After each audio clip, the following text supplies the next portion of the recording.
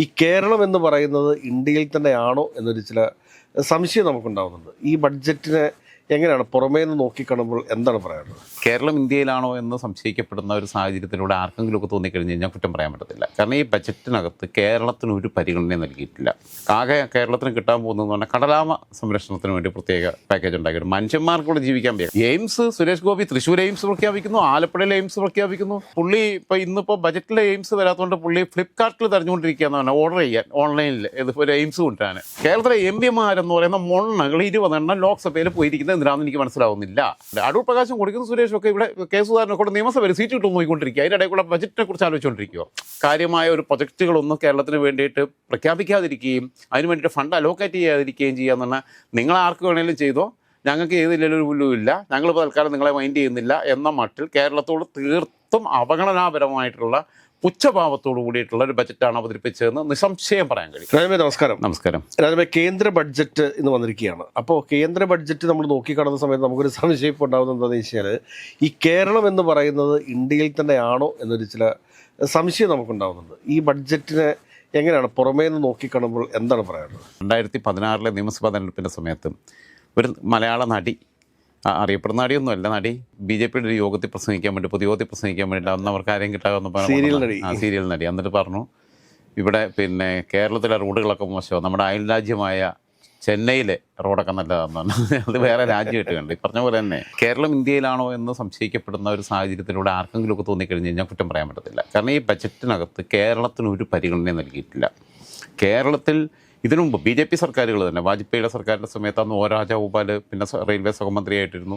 അതേപോലെ തന്നെ ഒന്നാം നരേന്ദ്രമോദി സർക്കാർ, രണ്ടാം നരേന്ദ്രമോദി സർക്കാർ ഒന്നും വലിയ കുഴപ്പമില്ലാത്ത രീതിയിലുള്ള പരിഗണന. പക്ഷേ മൂന്നാമത്തെ സർക്കാർ എത്തിയപ്പോഴേക്ക് കേരളത്തെ പരിപൂർണമായി അവഗണിച്ചുകൊണ്ട് ആകെ കേരളത്തിന് കിട്ടാൻ പോകുന്നതെന്ന് പറഞ്ഞാൽ കടലാമ സംരക്ഷണത്തിന് വേണ്ടി പ്രത്യേക പാക്കേജ് ഉണ്ടാക്കിയിട്ട് മനുഷ്യന്മാർക്കൂടെ ജീവിക്കാൻ പറ്റും. കടലാമ സംരക്ഷണം വേണ്ട എന്നുള്ള അഭിപ്രായമൊന്നും എനിക്കില്ല. ഇപ്പോൾ ചീറ്റപ്പള്ളിയെ കൊണ്ടുവന്നതൊക്കെ പോലെ തന്നെ നമ്മുടെ ആവാസ വ്യവസ്ഥയ്ക്കകത്ത് വളരെ പ്രധാനപ്പെട്ട പങ്ക് വഹിക്കുന്നതാണ് കടലാമ.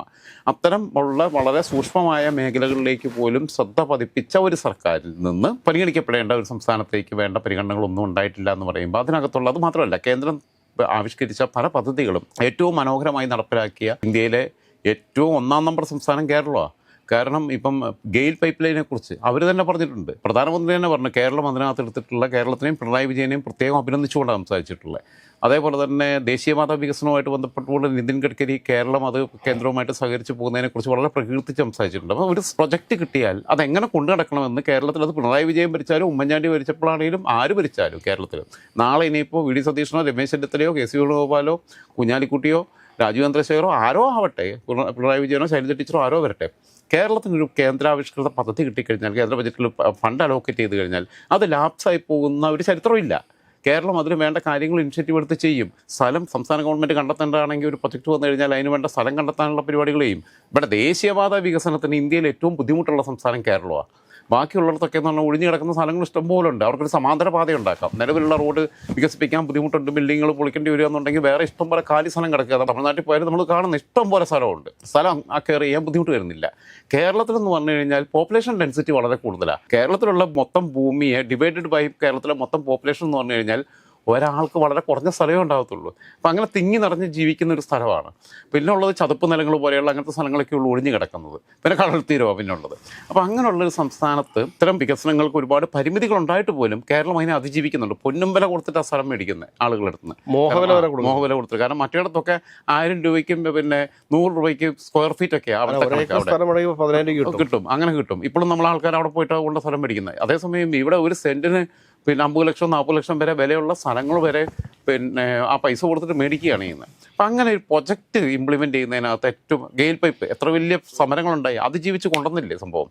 അപ്പം അങ്ങനെ കൊണ്ടുവന്നൊരു സ്റ്റേറ്റിനെ അവോയ്ഡ് ചെയ്തുകൊണ്ട് പോകുക എന്ന് പറഞ്ഞു കഴിഞ്ഞാൽ ആലോചിക്കണം. ഇപ്പം മെട്രോമാൻ ഇതിനകത്തൊന്നും പറഞ്ഞിട്ടില്ല എന്ന് എനിക്ക് തോന്നുന്നത്. ഇപ്പം അതിവേഗ റെയിൽ പാതയൊക്കെ കേരളത്തിലോട്ട് വരാതിരിക്കുക എന്ന് പറഞ്ഞാൽ ഏറ്റവും കൂടുതൽ പൈസ കൊടുത്ത് യാത്ര ചെയ്യുന്ന യാത്രികരുള്ള സംസ്ഥാനമാണ് കേരളം.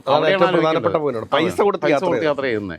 അങ്ങനെയുള്ള കേരളത്തിലേക്ക് പുതിയ ട്രെയിൻ വിട്ട് കഴിഞ്ഞാൽ, ഇപ്പോൾ അതിവേഗ ട്രെയിനുകളോ ബാക്കിയുള്ളതൊക്കെ തന്നു കഴിഞ്ഞാൽ അത് അവർക്ക് എക്കണോമിക്കില്ല. അവരെ സംബന്ധിച്ചിടത്തോളം അവർക്ക് നഷ്ടമില്ല, നത്തിങ് ടു ലോസ് എന്നുള്ളതൊരു സാധനമുണ്ട്.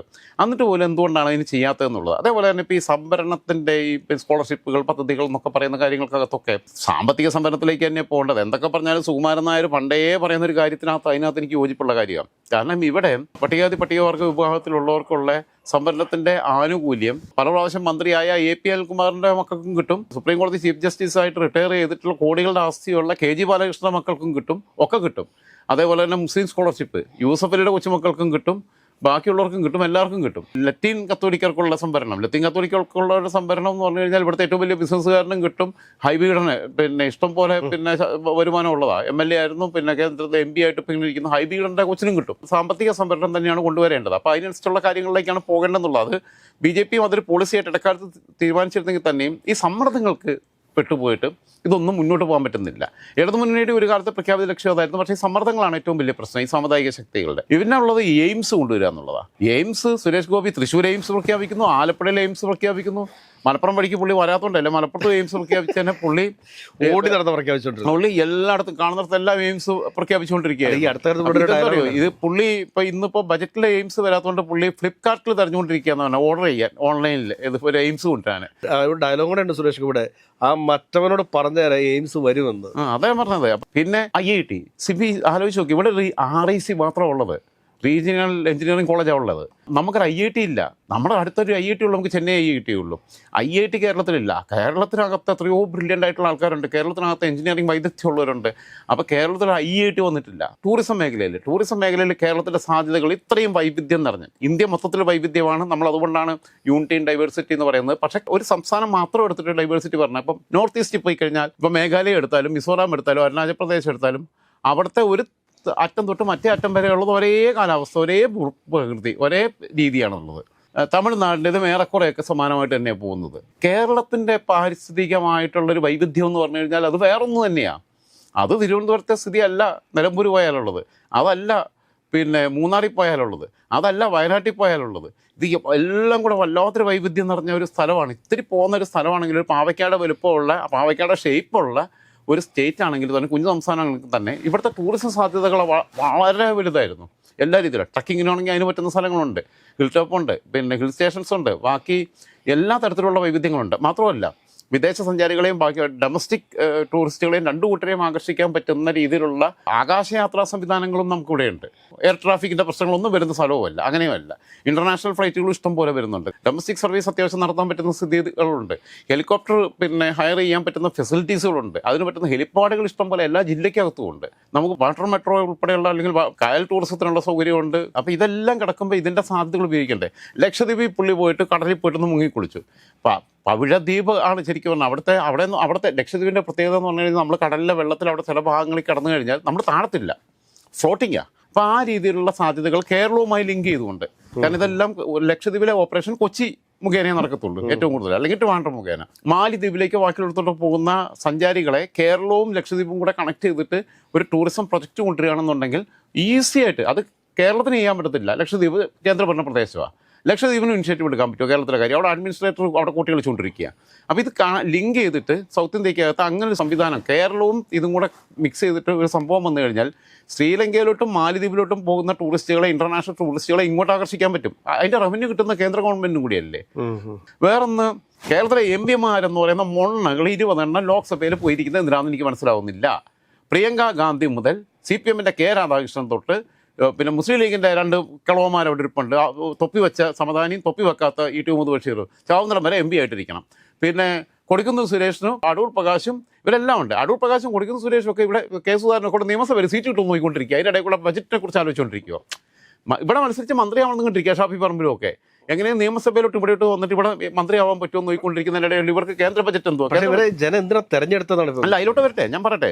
ഇവന്മാരെല്ലാം എന്ന് വെച്ചാൽ ഇവിടെ നിയമസഭയിൽ എങ്ങനെയെങ്കിലും കുത്തിരിപ്പുണ്ടാക്കാൻ പറ്റുമോ? പിന്നെ നമ്മൾ എൻ്റെ ഇന്നാലെ മറ്റേ സീറ്റിൽ കൊണ്ടുപോയിടാൻ പറ്റുമോ? ഈ ഗ്രൂപ്പിസത്തിനകത്ത് താല്പര്യം കാണിച്ചുകൊണ്ടിരിക്കുക. K. രാധാകൃഷ്ണൻ നല്ലൊരു മന്ത്രിയായിരുന്നു കേരളത്തിൽ. ആ K. രാധാകൃഷ്ണന് ഇംഗ്ലീഷിൽ അത്ര വലിയ ജ്ഞാനമൊന്നുമില്ല. K. രാധാകൃഷ്ണൻ പാർലമെൻറ്റിൽ പോയിട്ട് സാധുവാ അവിടെ ഉണ്ടായിരിക്കുക. K. രാധാകൃഷ്ണന് പകരം വേറെ ആരെങ്കിലും ആയിരുന്നു വിടേണ്ടിയിരുന്നത്. ഇപ്പം രാജ്യസഭയ്ക്കകത്ത് മുസ്ലിം ലീഗിൻ്റെ ഹാരിസ് ബീരാൻ, അതേപോലെ CPM-ൻ്റെ ജോൺ ബട്ടാസ് കൃത്യമായിട്ട് കാര്യങ്ങൾ അവതരിപ്പിക്കുന്നുണ്ട്. റഹീം എന്തിനാ പോയെന്ന് എനിക്കറിയത്തില്ല. റഹീം ബാംഗ്ലൂർ പോയിട്ട് ഇംഗ്ലീഷ് പറയാറിയാത്ത LLM മറ്റേതും ഒക്കെ കഴിഞ്ഞതാണ്. പിന്നെ BJP-യുടെ ഒരു MP സുരേഷ് ഗോപി. ഞാൻ പറഞ്ഞത് CPM എം പി ആണ് കെ രാധാകൃഷ്ണൻ. ബാക്കിയുള്ളവരെല്ലാം UDF എംപിമാരാണ്. 18 പേര്. 18 പേര് ലീഗിന്റെ 2 കേരള കോൺഗ്രസും മാണി ഗ്രൂപ്പിന്റെ ജോസഫ് ഗ്രൂപ്പിന്റെ ഫ്രാൻസിസ് ജോർജ്, പിന്നെ RSPയുടെ പ്രേമേന്ദ്രൻ, ബാക്കിയുള്ളതെല്ലാം കോൺഗ്രസ്സുകാർ. ശശി തരൂർ ഏത് തോണിയിലാണ് കാലിട്ട് നിൽക്കുന്നത് ശശി തരൂരിന് തന്നെ അറിയത്തില്ല. വിശ്വപൗരനാണ്. പിന്നെ BJPയുടെ പാർലമെന്റിലേക്ക് ലോക്സഭയിലേക്ക് മത്സരിച്ച് വിജയിച്ചിട്ടുള്ള ആളാണ് സുരേഷ് ഗോപി. കേന്ദ്ര സഹമന്ത്രിയും കൂടിയാണ്. ഇങ്ങനെ പരിപാടി എന്താ? ഇപ്പോൾ ഭരത്ചന്ദ്രൻ IPSന്റെ ഹാങ് ഓവർ മാറിയിട്ടില്ല. ഗണേഷ് കുമാർ പറഞ്ഞത് ഒരു കാര്യം സത്യം, ഈ തൊപ്പി കുറേ കാലം പുറകെ കൊണ്ട് നടന്നായിരുന്നു കാറിൻ്റെ പുറകിൽ. പുള്ളി അവിടെ പോയിട്ട് സ്മൃതി ഇറാനിയുടെ ആംഗ്ലയായിട്ട് തോന്നുന്നു. സ്മൃതി ഇറാനി പണ്ട് ആ ശല്യം എന്തായാലും പോയി കിട്ടി പ്രാവശ്യം. സ്മൃതി ഇറാനി പിന്നെ പാർലമെന്റിൽ പ്രസംഗിക്കുകയാണെങ്കിൽ ഭയങ്കര സീരിയലിൽ അഭിനയിക്കുന്ന പോലെ തന്നെയായിരുന്നു. ഇയാൾക്കും ഓവർ ആക്ടിങ് സുരേഷ് ഗോപി അവിടെ പ്രസംഗിക്കുമ്പോൾ എന്തെങ്കിലും കാര്യങ്ങൾ പറയേണ്ട പോലെ പറഞ്ഞാൽ ഇപ്പം നമ്മൾ പറയുന്ന പോലെ പറഞ്ഞാൽ പോലും അവരിങ്ങനെ ഭയങ്കര അതിവൈകാരിക ഭാവങ്ങളൊക്കെ മുഖത്തിങ്ങനെ നിറച്ചിട്ട് പറയാൻ പിന്നെ കോൺഗ്രസിന്റെ എംപിമാർക്ക് ഇപ്പോൾ ഈ കോഴിക്കേസ് നോക്കുന്നതല്ലേ അവർക്ക് പണിയുള്ളൂ. അപ്പോൾ ഇതാണ് ഇവരുടെ സ്ഥിതി. അതല്ല എന്നുണ്ടെങ്കിൽ കേരളത്തിലെ ശരിക്കും പറഞ്ഞാൽ എല്ലാ എംപിമാരും കൂടെ പോയിട്ട് ആവശ്യപ്പെടേണ്ട ഒരു കാര്യം എന്ന് വെച്ചാൽ കേരളത്തിൽ നിർബന്ധിത വന്ധീകരണത്തിനുള്ള നിയമം കൊണ്ടുവരണം എന്നുള്ളതാണ്. കാരണം ഒരുത്തനെ പിടിച്ച് വന്ധീകരിച്ചിട്ടില്ലെങ്കിൽ കേരളത്തിൽ ആകെ പ്രശ്നമാണ്, ഭ്രൂണഹത്യ നടത്തിക്കൊണ്ടിരിക്കുക. അതാണ് നടത്തേണ്ടത്. എന്തായിരുന്നാലും ഈ ബജറ്റ് നിരാശാജനകമാണ്. കേരളത്തിൽ അതായത് ഇതിൽ നിന്ന് കൃത്യമായി മനസ്സിലാക്കുന്നത് BJP 2026 കേരളത്തിൽ നിന്നൊന്നും പ്രതീക്ഷിക്കുന്നില്ല എന്ന് തന്നെയാണ്. നിയമസഭാ തെരഞ്ഞെടുപ്പിൽ അവരൊന്നും പ്രതീക്ഷിക്കുന്നില്ല എന്ന് തന്നെയാണ്. അതുകൊണ്ടാണ് തെരഞ്ഞെടുപ്പ് അടുത്ത് നിന്നിട്ട് പോലും അവർ കാര്യമായ ഒരു പ്രൊജക്റ്റുകളൊന്നും കേരളത്തിന് വേണ്ടിയിട്ട് പ്രഖ്യാപിക്കാതിരിക്കുകയും അതിന് വേണ്ടിയിട്ട് ഫണ്ട് അലോക്കേറ്റ് ചെയ്യാതിരിക്കുകയും ചെയ്യുക എന്ന് പറഞ്ഞാൽ നിങ്ങൾ ആർക്ക് വേണമെങ്കിലും ചെയ്തോ, ഞങ്ങൾക്ക് ഏതില്ലൊരു പുല്ലുമില്ല, ഞങ്ങളിപ്പോൾ തൽക്കാലം നിങ്ങളെ മൈൻഡ് ചെയ്യുന്നില്ല എന്ന മട്ടിൽ കേരളത്തോട് തീർത്തും അവഗണനാപരമായിട്ടുള്ള പുച്ഛഭാവത്തോടു കൂടിയിട്ടുള്ള ഒരു ബജറ്റാണ് അവതരിപ്പിച്ചതെന്ന് നിസ്സംശയം പറയാൻ കഴിയും.